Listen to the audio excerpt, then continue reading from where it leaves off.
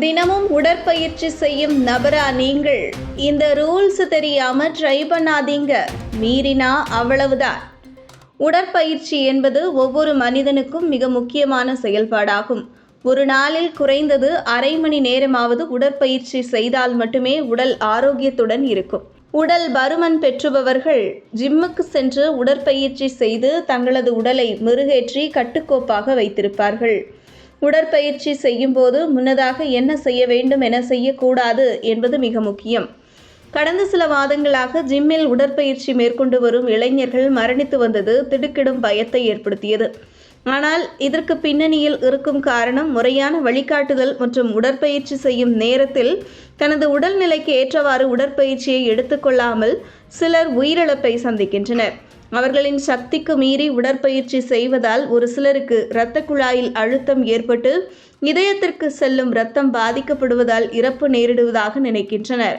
பலரும் உடலை கட்டுக்கோப்பாக வைக்க அதிக அளவில் உடற்பயிற்சியை மேற்கொண்டுதான் இருக்கின்றனர். வீட்டிலேயே உடற்பயிற்சி செய்பவர்கள், ஜிம்முக்கு போய் பயிற்சி செய்பவர்கள் என இரண்டு வகையினர் இருக்கிறார்கள்.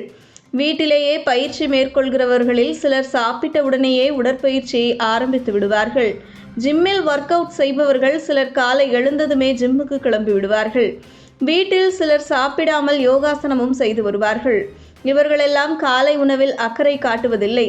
உண்மையில் தசை, தொடை போன்ற பகுதிகளுக்கான பயிற்சி செய்பவர்களிடமிருந்து மன அமைதிக்காக மெடிடேஷன் செய்பவர்கள் வரை அனைவருக்கும் அவரவர் செய்யும் பயிற்சிக்கேற்ப எனர்ஜி தேவை. சாப்பிடும் உணவுகள் இரத்த சர்க்கரை அளவை கணிசமாக உயர்த்துவதாக இருக்க வேண்டும். அந்த வகையில் காலையில் உடற்பயிற்சி செய்பவர்கள் உடற்பயிற்சிக்கு முன்னதாக எடுத்துக்கொள்ள வேண்டிய உணவு வகைகள் என்பது ஆப்பிள், ஆரஞ்சு, பேரிக்காய், பப்பாளி, பீனட் பட்டர் தடவிய முழு தானிய ரொட்டி, ஓட்ஸ், தயிர், கிரீன் டீ, நட்ஸ் போன்ற உணவுகளை எடுத்துக்கொள்ள வேண்டும்.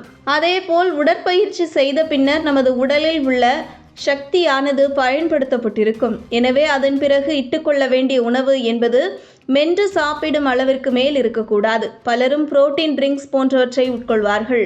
அவர்களெல்லாம் கண்டிப்பாக மாற்றாக இந்த உணவை எடுத்துக்கொள்ளலாம்.